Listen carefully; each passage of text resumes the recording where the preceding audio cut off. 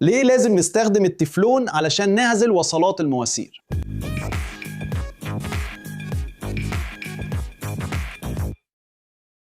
ازيكم يا أمهات الهندسة؟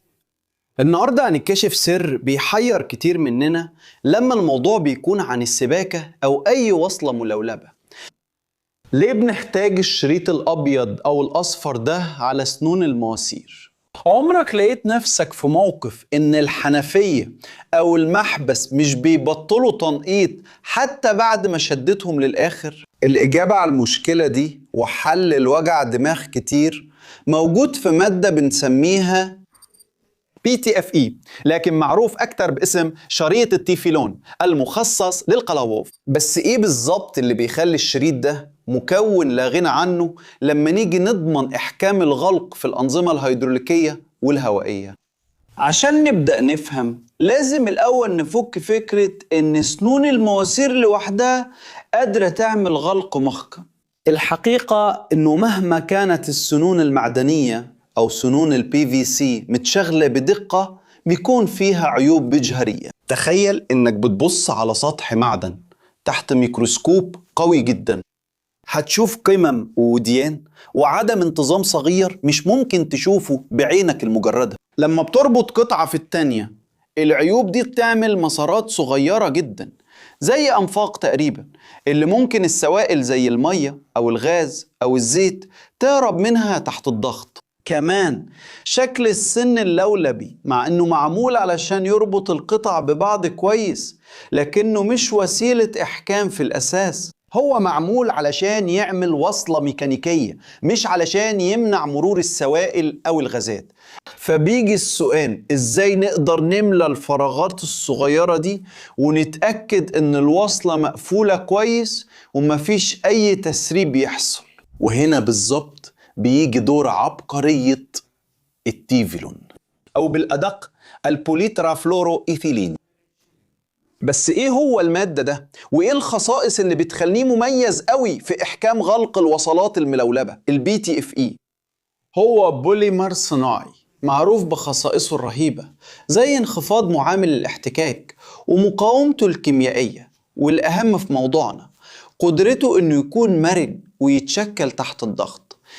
تخيلوا زي عجين التشكيل، رفيعة جدا وناعمة قوي. لما تلف الشريط ده حوالين سنون الأنبوبة وبعدين تشدهم مع بعض، الضغط اللي بيحصل من الربط بيخلي PTFE يتضغط وبيتشكل تماما على كل العيوب المجهرية اللي اتكلمنا عنها. هو بيملأ التجاويف وبيغلف البروزات وبيعمل حاجز مستمر وموحد بين الأسطح المعدنية، وده بيمنع أي طريق ممكن السائل يهرب منه، غير إنه بيملأ الفراغات. طبيعته اللي مش بتخلي الحاجات تلزق فيه وقلة الاحتكاك بتاعته ليهم دور أساسي كمان.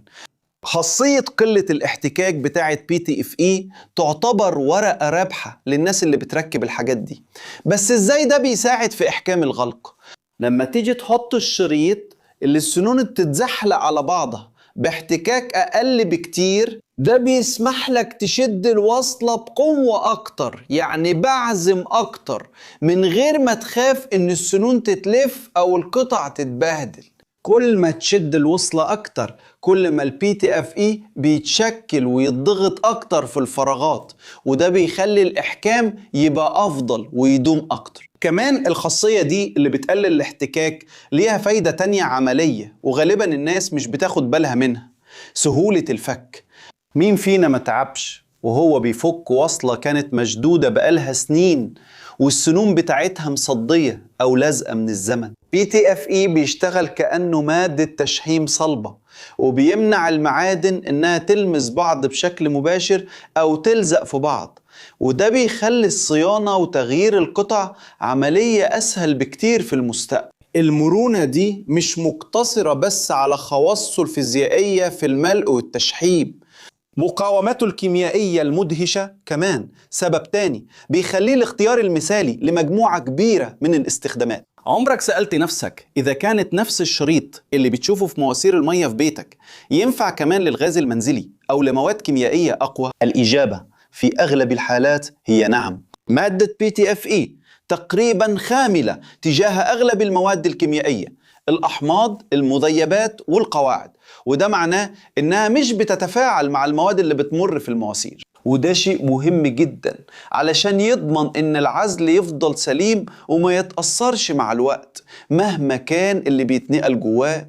تخيل الكارثة لو شريط العزل داب بسبب نوع معين من الغاز أو مادة كيميائية صناعية، التسريبات هتكون حتمية وممكن تبقى خطيرة جدا. قدرته على تحمل مدى واسع من درجات الحرارة من المنخفضة جدا لحد العالية جدا، كمان بتخليه موجود في كل مكان، في أنظمة التدفئة أو التبريد أو في البيئات الصناعية اللي فيها تغيرات شديدة.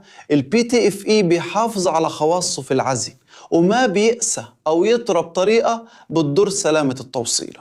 بس لو في نوع واحد بس من التeflon، ليه لسه بنشوف شرائط بألوان مختلفة زي الأبيض والأصفر والوردي؟ ده سؤال شائع، والحقيقة إن الأساس الكيميائي لكل الشرائط دي هو الPTFE. الألوان المختلفة غالباً بتدل على سمك الشريط والاستخدام الموصى بيه، مع إن المادة الأساسية واحدة. مثلا الشريط الأبيض هو الأكثر شيوعاً وبيستخدم في المياه والاستخدامات العامة. الشريط الأصفر عادة بيكون أكثر كثافة وسمك، مصممة مخصوص لخطوط الغاز البروبان، البيوتان والغاز الطبيعي، لأن في الحالات دي لازم يكون في إحكام أكتر بسبب الطبيعة الأكثر تطايرا للغازات دي. الشريط الوردي من ناحية تانية ممكن يستخدم لمياه الشرب أو للتطبيقات اللي فيها ضغط عالي، وده بيوفر كثافة ومقاومة أعلى. كمان المهم دايما انك تراجع مواصفات الشركة المصنعة ونوع المادة اللي هتتنقل علشان تضمن انك بتستخدم الشريط المناسب. علشان تستفيد بكل المميزات دي على اكمل وجه لازم تطبق الشريط بطريقة صحيحة. بس انت عارف ايه هي الطريقة الصح لتطبيقها علشان تضمن احكام الغلق بشكل فعال؟ العملية بسيطة بس محتاجة تركز في شوية تفاصيل. أول حاجة اتأكد إن سنون الأنبوبة تكون نظيفة وجافة. بعد كده ابدأ لف الشريط في اتجاه عقارب الساعة، نفس الاتجاه اللي هتربط فيه الوصلة. ده مهم جدا لأن لو لفيت الشريط عكس اتجاه عقارب الساعة الشريط ممكن يفك أو يتجمع لما تيجي تربط الوصلة. عدد اللفات ممكن يختلف بس عادة من 3 إلى 5 لفات كاملة بيكون كفاية لمعظم الاستخدامات وبيغطي كل طول السن اللي هيلمس الجزء الثاني. الهدف هو إنك تعمل طبقة متساوية تقدر تضغط وتسد كويس. لما تشد الوصلة بالأداة المناسبة وتطبق العزم الصح ده بيضمن إن الشريط يقوم بدوره في إحكام الغلق بشكل فعال. لو وصلت لحد هنا وعجبك الفيديو اشترك في القناة وفعل الجرس عشان توصلك الإشعارات. ولو شايف إن المحتوى بتاعنا مفيد فكر تبقى عضو معانا عشان تساعدنا نكمل وننتج محتوى على المنصة. ونذكرك في فيديوهاتنا، ولو انت حابب تعرف اكتر عن الكورسات اللي بنرشحها امسح الQR كود اللي جنبك او ادخل على الرابط في وصف الفيديو عشان تلاقي فرص كتير تطور بيها مهاراتك وتفرق في شغلك. وانت عمرك واجهت مشكلة تسريب وقدرت تحلها بشريط التفلون؟ كنت تعرف كل الأسباب دي اللي بتخلينا نستخدم المادة دي اللي فعلا متعددة الاستخدامات؟ سيب تعليقاتك تحت هنا، أنا حابب أعرف قصصك وتجاربك. هنا جنبك في خيارين لفيديوهات ممتعة لازم تتفرج عليهم علشان توسع معرفتك وتشبع فضولك. ولو حابب تدعمنا دوس لايك، اشترك في القناة وفعل الجرس وفكر تبقى عضو في القناة. وده كان كل حاجة يا عشاق الهندسة، تحياتي ليكم واشوفكم في الفيديو الجاي.